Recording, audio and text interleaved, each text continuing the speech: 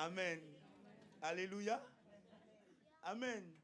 Vous savez, la semaine passée, on a parlé de David et Goliath et j'espère que des gens ont eu le temps de pouvoir le relire à la maison. Hein?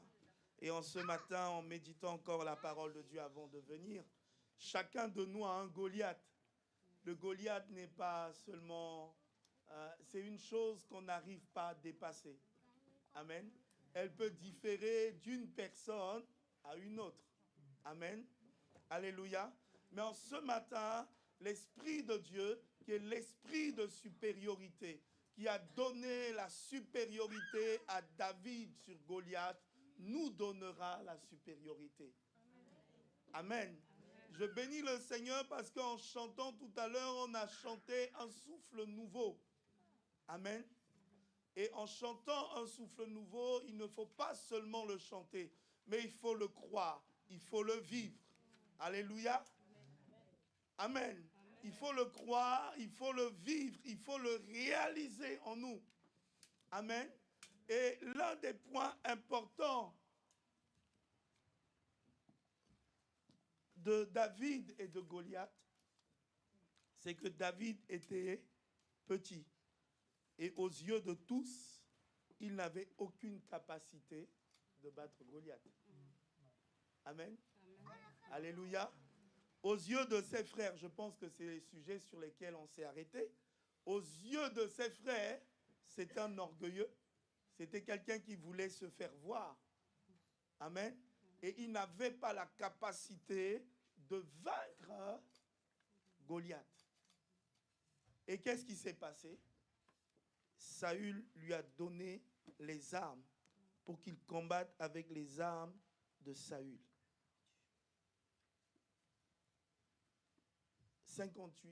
38 plutôt. Est-ce que quelqu'un peut le lire?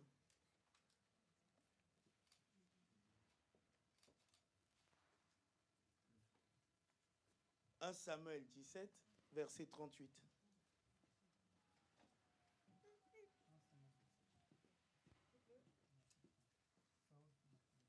Oui, tu peux si tu...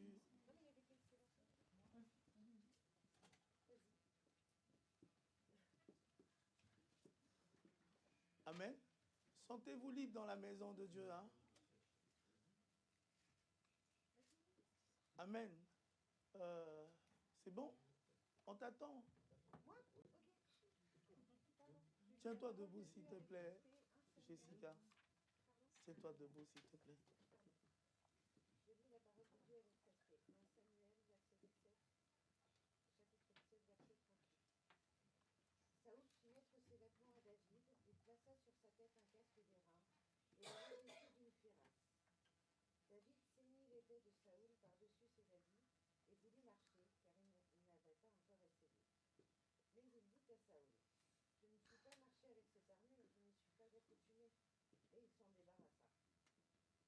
Il prit en main son bâton, choisit dans le torrent 5 pierres polies et les mit dans sa gibecière de berger et dans sa poche. Puis, se à la main, il s'avança contre le Philistin. Le Philistin s'approcha peu à peu de David, et l'homme qui portait son bouclier marchait devant lui. Le Philistin regarda, et lorsqu'il aperçut David, il le méprisa, ne voyant en lui qu'un enfant, non et d'une belle figure. Le Philistin dit à David, suis-je un chien pour que tu viennes à moi avec des bâtons? Et après l'avoir maudit par ses dieux, il ajouta, viens vers moi et je donnerai ta chair aux oiseaux du ciel et aux bêtes des champs. David dit au Philistin, tu marches contre moi avec l'épée, la lance et le javelot. Et moi je marche contre toi au nom de l'Éternel des armées, du Dieu de l'armée d'Israël que tu as insulté. Aujourd'hui, l'Éternel te livrera entre mes mains, je t'abattrai et je te couperai la tête. Aujourd'hui, je donnerai des cadavres du camp des Philistins aux oiseaux du ciel et aux animaux de la terre. Et toute la terre saura qu'Israël a un Dieu. Vas-y, continue. Et toute cette multitude saura que ce n'est ni par l'épée ni par la lance que l'Éternel sauve. Car la victoire appartient à l'Éternel. Et il vous livre entre nos mains. Ok, super, merci. Est-ce que quelqu'un d'autre peut lire à partir du verset 48? Étoile, vas-y, tu as ta Bible ouverte.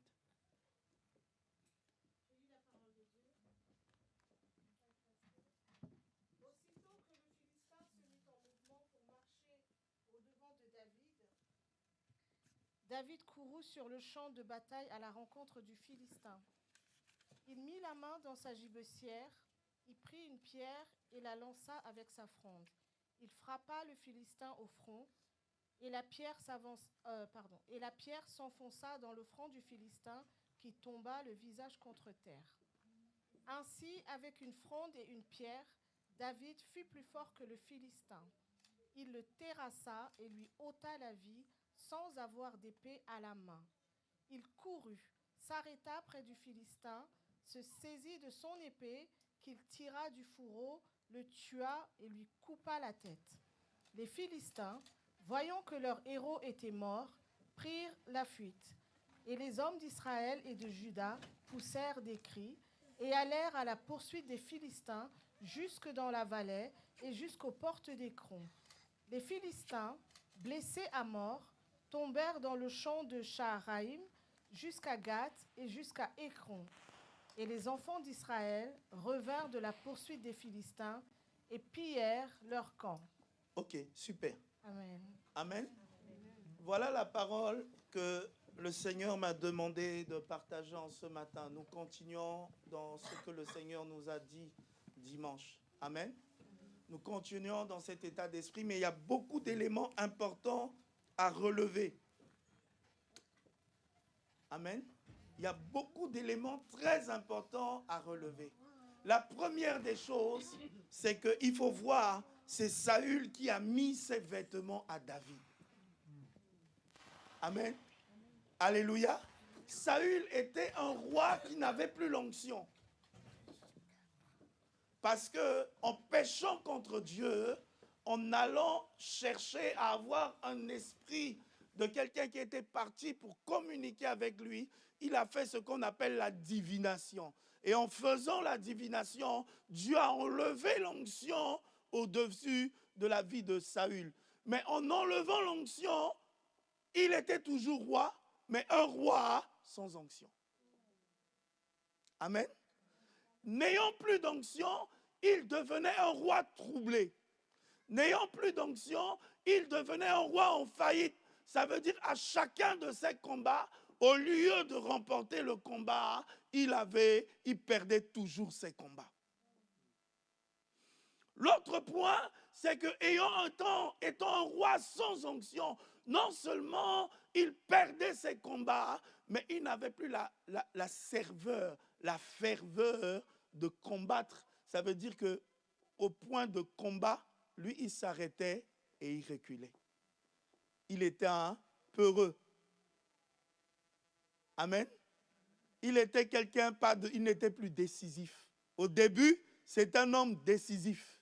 Mais là, à ce moment-là, quand les Philistins étaient en train d'insulter le Dieu d'Israël, il n'avait plus la même ferveur qu'au début de sa royauté, d'aller combattre, d'aller les terrasser. La peur s'est incrustée dans sa vie. Aujourd'hui, je prie que la peur ne demeure pas en toi, mais que tu sois victorieux sur la peur. Que le stress ne demeure pas en toi, mais que tu sois victorieux sur le stress. Que l'inquiétude ne demeure pas en toi. C'est ce qui l'a bloqué, parce qu'il savait que Dieu n'était plus avec lui.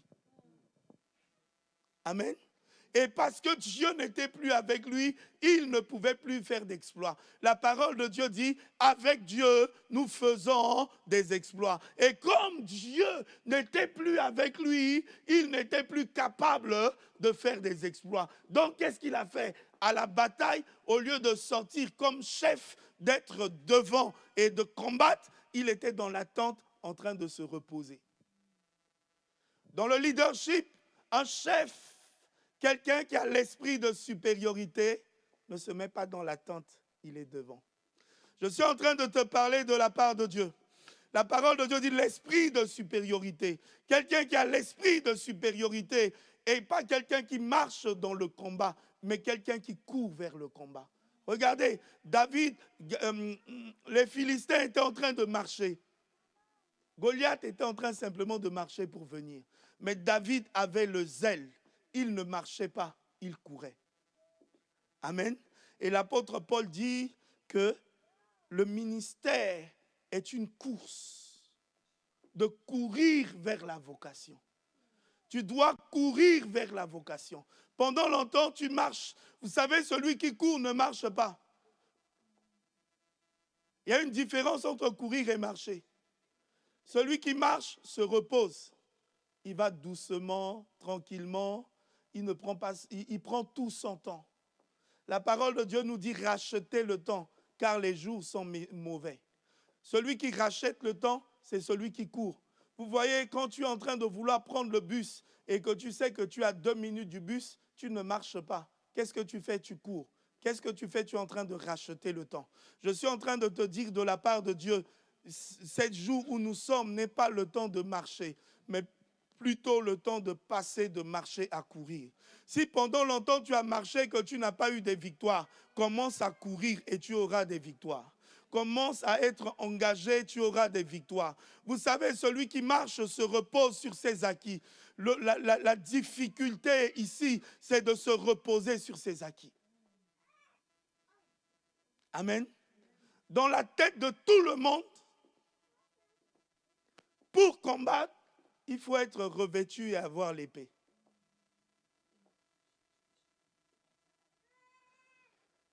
Le combat de la victoire et de la destinée est d'innover. Je répète, le combat de la victoire et de la destinée est d'innover. C'est la première fois au monde qu'un homme, un jeune homme, prend une pierre et une gébusière et court vers son adversaire. D'habitude, il voyait des hommes de combat avec l'épée, avec les casques, avec tout, mais ils n'ont jamais vu cela. David n'a pas combattu avec les armes des autres, il a combattu avec ses armes. Aussi longtemps que tu combats avec les armes des autres, aussi longtemps tu seras perdant. Aussi longtemps, tu t'alignes seulement comment les autres font, comment ils ont l'habitude de faire. Tu te mets dans l'habitude, tu seras perdant, tu ne seras pas victorieux. David ne s'est pas mis dans l'habitude, mais il est parti chercher la pierre, la révélation. Le problème de beaucoup de gens, c'est qu'ils ne vont pas en profondeur chercher. C'est facile d'avoir le message de l'autre. C'est facile d'avoir comment l'autre y fait. C'est facile de savoir comment l'autre y fait. Mais l'autre, c'est sa grâce. L'autre, c'est son armure. L'autre, c'est sa capacité. Toi, si tu veux aller plus loin et être supérieur, il faut apprendre à chercher la profondeur. Amen. Alléluia. Il faut chercher à découvrir la profondeur. Il faut chercher à aller davantage en profondeur. Il faut chercher à aller là où Dieu t'attend. La victoire de David, Dieu l'attendait au bord de l'eau. Amen. Dieu l'attendait au bord de l'eau. Psaume chapitre 1. Sois comme un arbre planté auprès d'un courant d'eau, okay, qui donne son fruit à toutes saisons. Comment donner le fruit à toutes saisons? C'est d'être planté auprès d'un courant d'eau. Ce n'est pas le fait d'être planté. Tu peux être planté, mais où tu es planté? C'est là le problème. Amen. Il ne faut pas être planté n'importe où. Pour produire, pour avoir la victoire, il faut savoir où tu es planté. Je disais cela à quelqu'un une fois, je lui ai dit une anecdote, je lui disais en parlant, je lui disais entre être un manguier dans une maison qui fait la décoration et être un manguier planté dehors, tu préfères quoi? La personne m'a dit, je préfère être dans la maison où tout est... parce qu'il fait chaud. Imaginez-vous, est-ce qu'un pommier de décoration donne des pommes? Alléluia.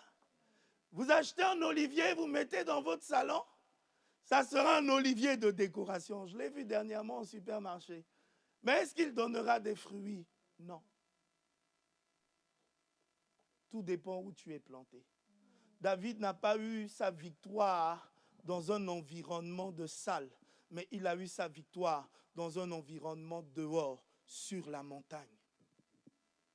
Là où il y a le vent, là où il y a la contradiction, là où il y a un nombre de choses qui sont contraires. Quand il était en train de courir, j'imagine même qu'il devait avoir des pierres sur les montagnes qui devaient lui blesser les pieds pour voir sa détermination. Est-ce qu'il allait s'arrêter ou est-ce qu'il allait continuer? Je suis en train de te dire que les lieux les plus difficiles, ce sont les lieux où tu as les plus grandes batailles. Les lieux les plus difficiles, ce sont les lieux où tu as les plus grandes élévations. Qui dit grande bataille dit grande élévation. Qui dit grande bataille dit grand couronnement. Les épreuves actuelles ne sont pas comparables à la gloire à venir. Mais je suis en train de t'encourager de la part de Dieu de ne pas voir à l'atmosphère, mais toi de créer l'atmosphère de ta victoire. Amen. Ce n'était pas facile. Ils n'étaient pas en groupe, il était seul. Amen. Vous savez, beaucoup de gens attendent d'être en groupe et pensent qu'en étant en groupe, on peut remporter les grandes victoires. Non. Non. Celui qui a l'esprit de supériorité, que ce soit en groupe ou que ce soit tout seul, il a la même détermination de remporter la victoire. C'est ce qui forge mon caractère. J'ai appris à prier avec plusieurs. J'ai appris à prier seul. J'ai appris à monter avec plusieurs à la colline lorsqu'on avait des rendez-vous. Et j'ai appris que des gens ne viennent pas, mais il faut se décider à monter quand même. Amen. Et quand vous lisez l'histoire de David, vous allez voir que David avait l'habitude de remporter en groupe, mais il avait aussi l'habitude de remporter tout seul. Amen. Alléluia. Et c'est tout seul dans la forêt qu'il s'est exercé. Exerce ta main au combat là où on ne te voit pas. C'est là où tu forges tes plus grandes armes. C'est là où tu forges tes plus grandes aptitudes. C'est là où tu forges tes plus grands caractères. Aujourd'hui, tout le monde veut qu'on le voit directement. David va dire, j'ai combattu avec l'ours, j'ai combattu avec le lion. Ils venaient prendre les brebis, je les ai attrapés, je les ai déchirés. Le Dieu qui m'a donné cette victoire me donnera la victoire sur toi. C'est un combat spirituel et c'est spirituellement qu'on ne doit être préparé. Quand on est préparé spirituellement, ce n'est pas physique. Vous savez, ceux qui veulent que tout le monde les voie, ils se préparent physiquement. Ils se recherchent le regard des gens. David était préparé dans le secret. Lorsque tu es préparé dans le secret, tu deviens une révélation lorsqu'on ne t'attend pas. Mais c'est difficile. Amen. Même Jésus à Golgotha, il a laissé les disciples et il est parti prier tout seul.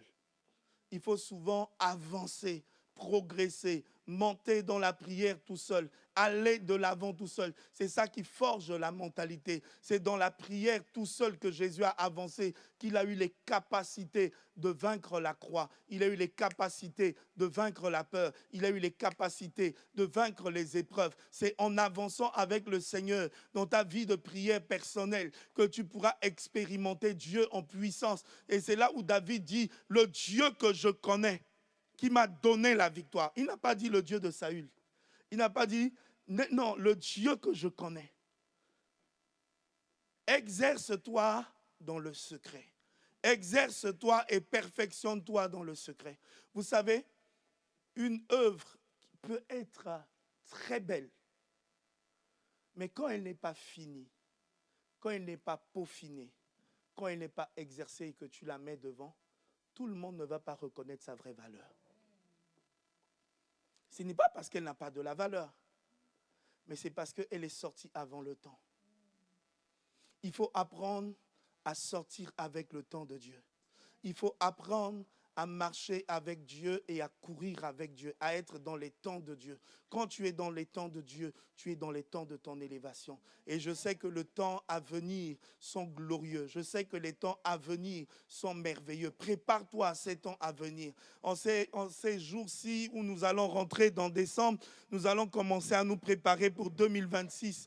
2026, que ce soit pour toi un temps favorable. Que ce soit pour toi un temps glorieux, que ce soit pour toi un temps d'élévation, que ce soit pour toi un temps de couronnement, que ce soit pour toi un temps de victoire. Là où tu n'avais pas eu la victoire, que tu commences à avoir la victoire. Là où tu n'avais pas eu le triomphe, que tu commences à avoir le triomphe. Et non, que nous voyons cela. Il y a une bataille de mots. Le combat n'est pas physique.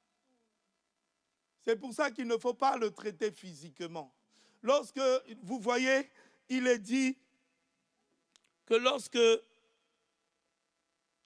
Saül a commencé à marcher, il a commencé à insulter Israël par le nom de ses dieux. Parce que le combat était spirituel. Il a commencé à engager des insultes, à engager des paroles par le nom de ses dieux. Il y a un nombre de choses, il y a un nombre de blocages que l'on pense que c'est physique, or qu'en réalité c'est spirituel. Et David l'a traité comment? Il l'a traité spirituellement.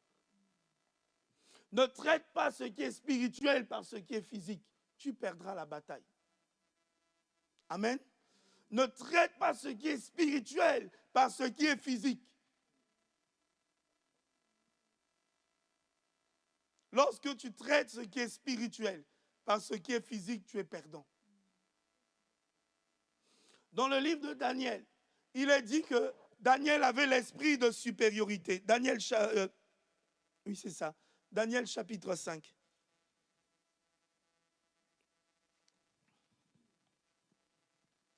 Daniel chapitre 5.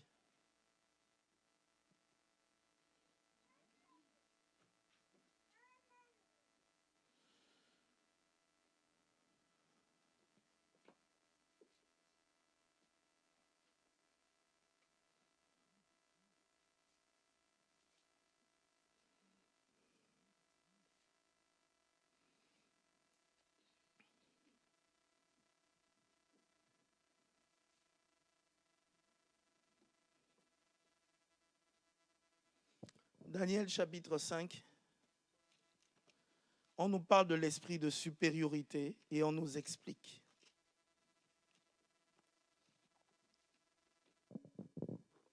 Merci Seigneur.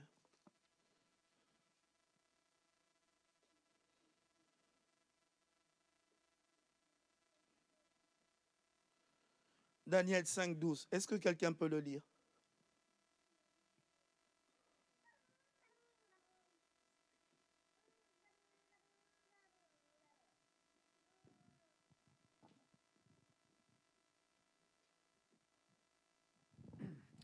Daniel 5,12, je lis la parole de Dieu.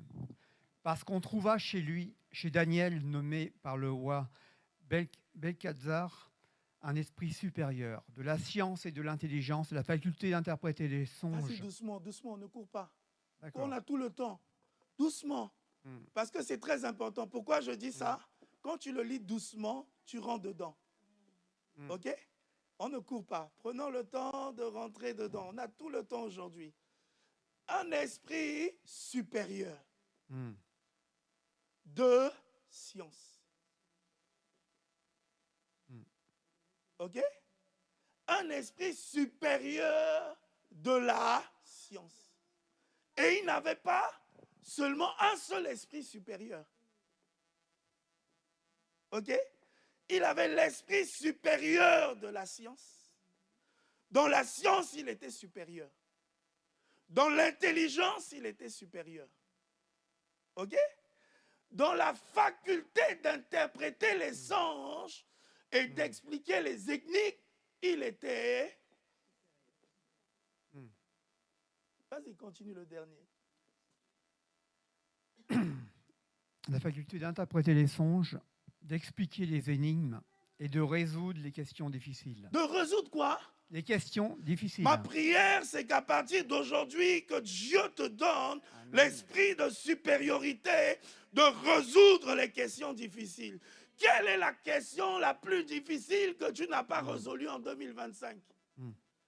Aujourd'hui, l'Éternel te donne la capacité de le résoudre. Amen.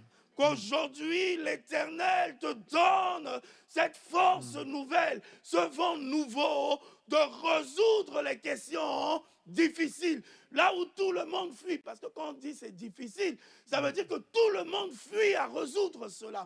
Tout le monde se lave les mains. Tout le monde dit je ne peux pas.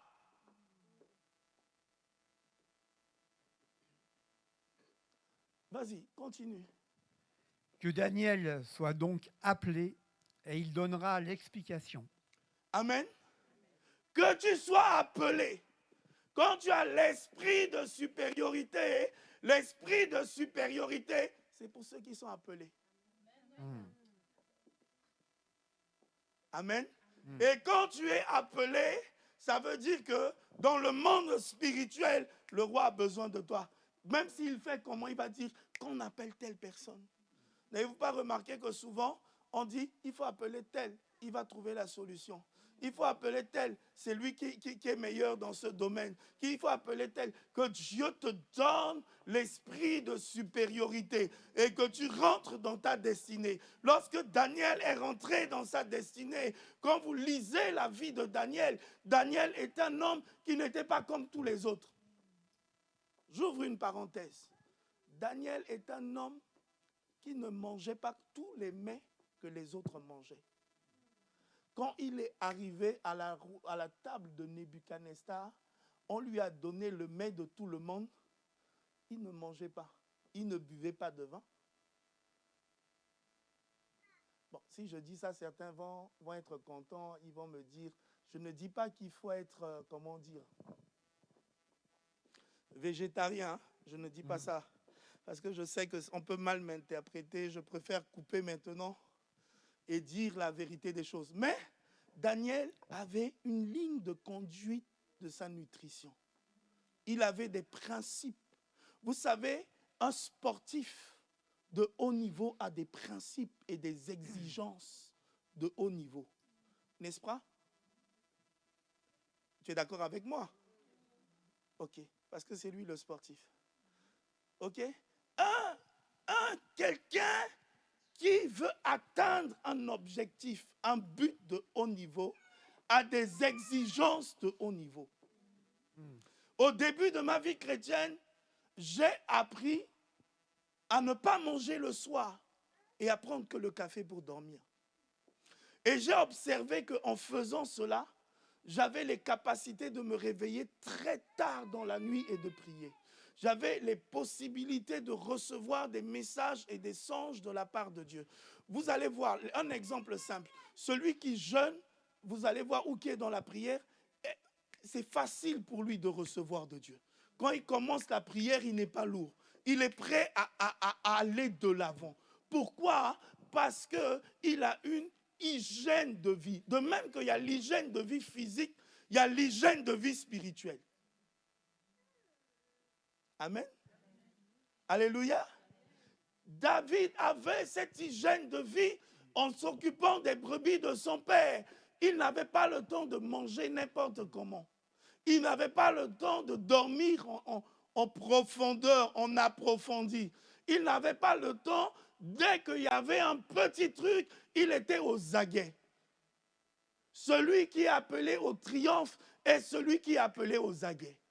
À être quelqu'un qui est sensible au temps, aux écoutes, aux situations. Quelqu'un qui est capable de se lever et de prier. Est-ce que toi et moi, nous sommes aux aguets lorsque Dieu nous réveille à 3 heures du matin ou nous sommes profondément endormis? Un homme qui veut la victoire est un homme qui doit être aux aguets des choses de l'esprit. Amen. Ce qui a donné la supériorité à David, c'est l'esprit supérieur. Pourquoi? Parce que lorsque David a été oint, il n'avait pas besoin d'armure extérieure, mais il avait l'armure spirituelle. L'armure spirituelle est plus importante que l'armure extérieure. L'armure spirituelle permet de traiter ce qui est spirituel, d'avoir la victoire sur ce qui est spirituel, d'avoir la supériorité sur ce qui est spirituel, d'avoir de l'intelligence sur ce qui est spirituel. Vous avez vu l'un des secrets de David, il a innové. nous sommes appelés à innover. OK? Nous sommes appelés à innover. Je dis ça, hein? En disant ça, je sais que je dérange un peu. C'est très bien de regarder EMC TV. La prière du matin, là, c'est très bien. Mais innove. Ne reste pas bébé, innove. Si tu veux rentrer dans la cour de la royauté, il ne faut plus être l'enfant de son père. Au moment où David a attaqué Goliath, il n'était plus le fils de son père, mais il a pris ses responsabilités en tant que fils. Le monde attend avec ardence la révélation des fils, pas la révélation des enfants. Ne reste pas dans la mentalité de l'enfant. La mentalité de l'enfant, c'est que tu n'avances pas, tu ne prends pas d'initiative, tu attends seulement, non.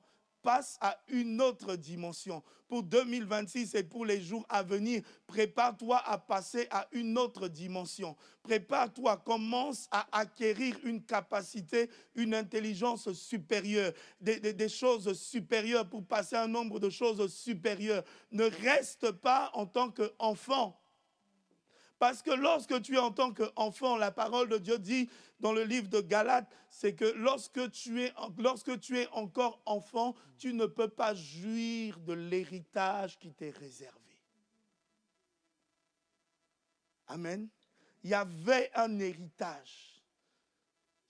Saül a dit, celui qui est victorieux, 1, il marie ma fille. 2, il est affranchi. Ça veut dire qu'il devient comme moi. Parce qu'il n'y a que le roi qui est affranchi dans le royaume. C'est lui qui prend les décisions. Ça veut dire qu'il n'est soumis à aucune autorité. Et Dieu dit, Saül dit, celui-là qui va remporter cette victoire-là, 1, il ne sera soumis à aucune autorité. Ça veut dire qu'il pourra discuter avec moi directement. OK? Deuxièmement, il va pouvoir se marier avec ma fille. Donc, il rentre dans la famille royale. En rentrant dans la famille royale, il est disposé à devenir un roi. Et Saül ne savait pas qu'en rentrant David dans la famille royale, il était en train de le préparer à être roi à sa place. Le Seigneur est en train de te préparer pour te couronner. Le Seigneur est en train de te préparer afin que tu sois co-héritier avec lui, afin que tu avances avec lui, afin que tu sois dans une autre dimension royale avec lui. Mais pour cela, il faut accepter de débarrasser et d'être fils. Amen. D'être fils. J'aime bien quand on revoit ça, comment David allait. Il ne marchait pas, il courait. Que pour toi et pour moi, lorsqu'on parle des choses de Dieu, qu'on ne marche pas, mais qu'on court. Amen. Alléluia. Le Seigneur m'a dit cette semaine, celui qui m'honore, je l'honore. Celui qui est là à temps pour moi, je serai là à temps pour lui. Si tu as un ami et que quand tu as besoin de lui, il n'est jamais là. Quand tu as besoin de lui, il n'est jamais là. Le jour où il a besoin de toi, est-ce que tu seras là? Non. Tu feras la somme de tout ce qu'il a fait et tu dirais, ben écoute, il n'est jamais là. Amen. Le meilleur ami, c'est le Seigneur. Quand le Seigneur a besoin de toi, ne marche pas mes cours. C'est là où la parole de Dieu dit, le zèle de ta maison me dévore. Ça veut dire, l'amour de ta maison, l'amour de ton œuvre me dévore. Je ne marche pas, mais je cours vers cela. L'apôtre Paul va nous dire, soyez zélés. Ayez du zèle et non de la paresse. Et c'est là où l'Esprit de Dieu a commencé à me dire, le zèle, c'est le contraire de la paresse. Être zélé, c'est être courageux, c'est avoir envie, c'est être déterminé, c'est aller vers l'objectif. C'est ça qui peut te donner la victoire sur ce qui bloquait depuis longtemps, qui te faisait traîner, qui ne te faisait pas rentrer dans ton héritage. Et du courage. Amen. et du courage, et de la détermination, et de la dévotion. C'est là tous les caractères de l'esprit de supériorité. Vous savez, dans un match ou dans un sport, on reconnaît le victorieux directement. Parce que sa manière de rentrer dans le combat. Quelqu'un qui veut rentrer dans le combat en reculant, déjà, il a perdu d'avance. Amen. Il a perdu d'avance. Pas qu'il a perdu parce qu'il est faible, mais il a perdu parce qu'il n'a pas la mentalité de vainqueur. Amen. Et la parole de Dieu dit que Christ nous a donné la victoire et Christ nous fait triompher toujours. C'est quel livre? Corinthiens. D'accord. C'est quel livre?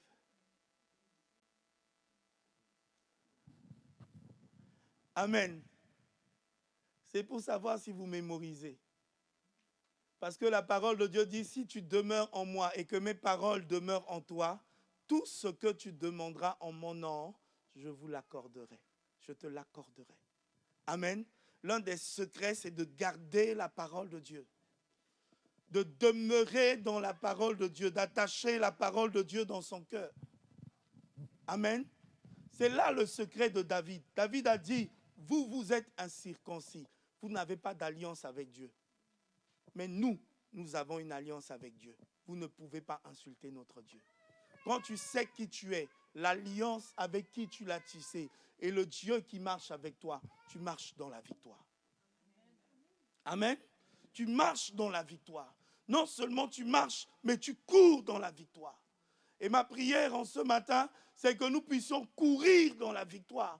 De même que David a couru dans le triomphe. Cours dans la victoire qui t'est réservée. Cours dans la voie qui t'est réservée. Alléluia. Et pour courir, il y a une règle. L'apôtre Paul dit, je cours selon les règles. Dans la course, chacun doit courir dans son couloir. Sois fort dans ton couloir. Celui qui court le 100 mètres ne court pas comme celui qui court le marathon. Si tu cours le 100 mètres comme celui qui court le marathon, tu as perdu d'avance.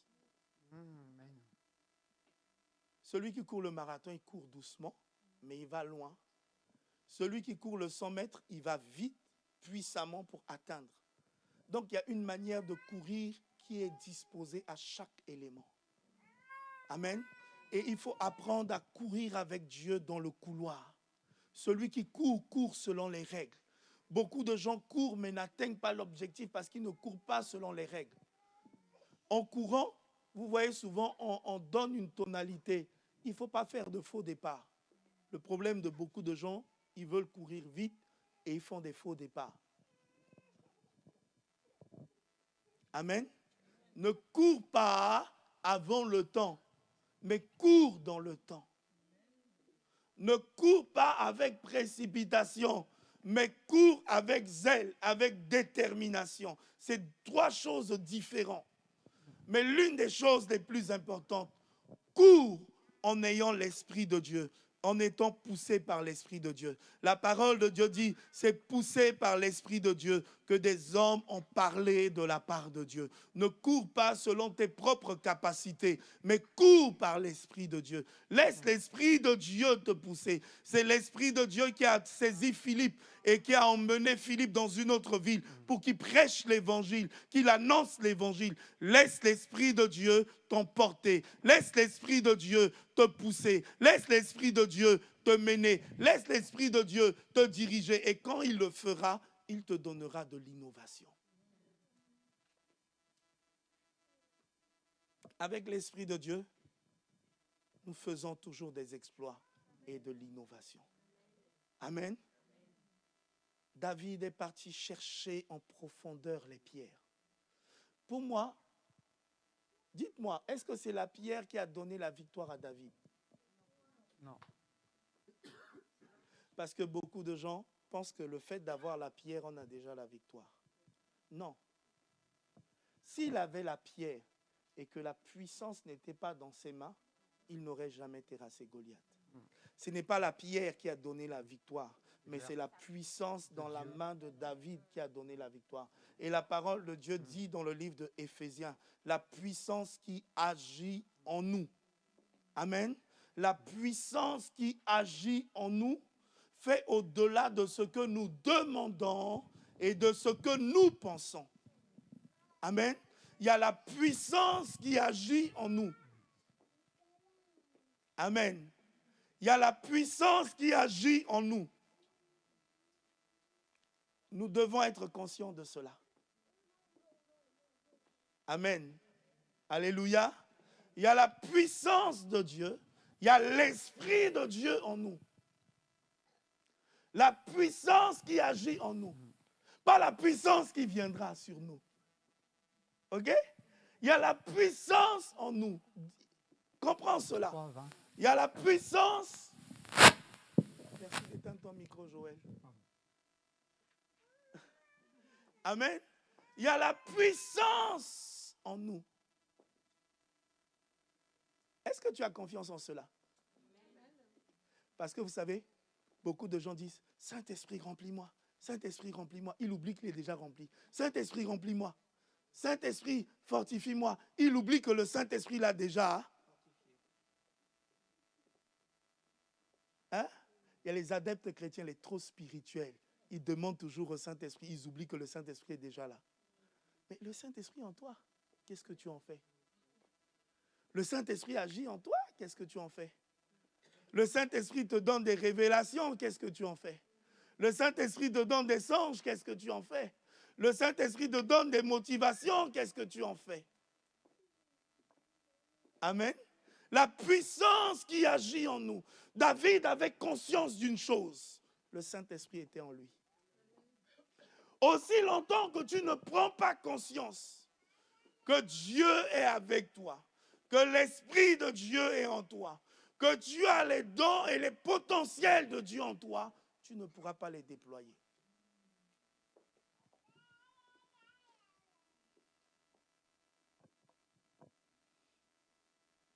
Ceux qui souvent n'ont pas envie d'aller, ce sont ceux qui restent et qui disent encore, remplis-nous, remplis-nous, remplis-nous. Or, Jésus dit, le Saint-Esprit surviendra sur vous et vous serez mes témoins. Quand le Saint-Esprit est descendu, ils sont sortis et ils ont commencé à être des témoins. Quand ils ont été revêtus de la puissance d'en haut, ils sont sortis et ils ont commencé à être des témoins. Et l'Esprit habite en nous. Alléluia. L'Esprit habite en nous. David avait conscience de cela. Quand tu as conscience de cela, tu as conscience que tes proclamations sont puissantes. David a dit à Goliath ce qui allait arriver. Tes déclarations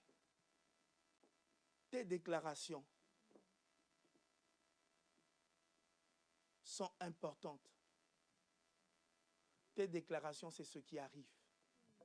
Tes déclarations, c'est ce qui se réalise. Tes déclarations, c'est l'histoire que tu écris. Vous voyez, quand tu as envie d'aller prendre l'argent chez un banquier, tes déclarations sont importantes. Ça peut te donner l'argent ou ça peut fermer les portes de l'argent. Donc la manière à laquelle tu abordes, David a compris cela, la manière à laquelle il abordait le sujet de cette déclaration, il ne l'a pas abordé simplement, mais il était ferme sur cette déclaration. Et dans la parole de Dieu, dans le livre de Hébreux, il nous a dit de retenir fermement nos déclarations. Retiens fermement tes déclarations. Quand tu donnes une déclaration, quand tu dis quelque chose, maintiens-toi sur cela. Ne sois pas quelqu'un qui oscille, qui change de direction, de déclaration. Vous savez, il y a des gens qui ont perdu un nombre de choses parce que quand tu lui poses la question, maintenant, il dit une déclaration. Quand tu poses la question, après, il dit une autre déclaration. Et pourtant, ce n'est pas parce qu'il ment, mais il n'est pas sûr.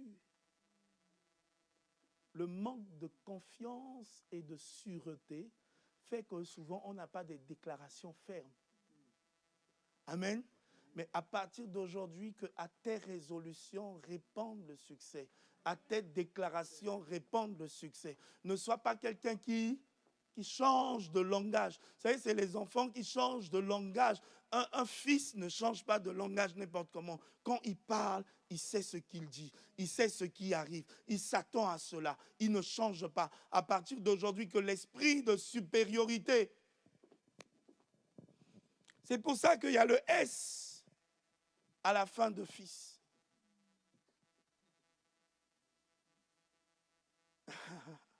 Amen. C'est pour ça qu'il y a le S à la fin de fils. Il a l'esprit de supériorité. Sois un fils de la maison. Sois un fils du royaume. Sois un fils révélé. Quand je dis fils, je dis au sens large. Filles et garçons, soyons des fils, ayant l'esprit de fils, de supériorité. Amen. Est-ce qu'on peut prier le Seigneur en ce matin? Sois résolu. David était résolu. Il ne marchait pas, mais il courait. C'est un homme résolu. Il était... Quelqu'un ne peut pas... Pardon, épargnons-nous de cela. Ne t'assois plus quand tu pries, mais tiens-toi debout. On ne court pas assis. Amen. On ne court pas assis parce que même ces choses, c'est des réalités spirituelles, c'est des messages spirituels. David savait que son comportement allait influencer Goliath. Vous savez notre comportement. Quand tu vas aller voir un banquier, tu vas aller voir quelqu'un pour l'administration et tout, ton comportement, ta manière de te présenter, ta manière de parler, ta manière de faire peut l'influencer positivement pour toi ou négativement pour toi. Et ça, c'est spirituellement. Quand tu comprends ça, tu as une manière de faire qui est différente. Sois un fils zélé, persévérant. J'encourage les jeunes, soyez des fils. David n'avait que 18 ans, mais il était un fils. Il était un fils persévérant, un fils qui ne lâchait pas, un fils qui tenait dans la prière, un fils déterminé, un fils qui ne lâchait pas. Ne lâche rien ce matin. Mais que l'esprit de supériorité soit ta force et ma force. La parole de Dieu dit que ce n'est pas un esprit de timidité, mais c'est un esprit de force, de sagesse et d'amour. L'esprit de force te donne l'intelligence en ce matin. Alléluia. Alléluia. Avec les chants, nous allons proclamer cela. Esprit de Dieu, je t'adore.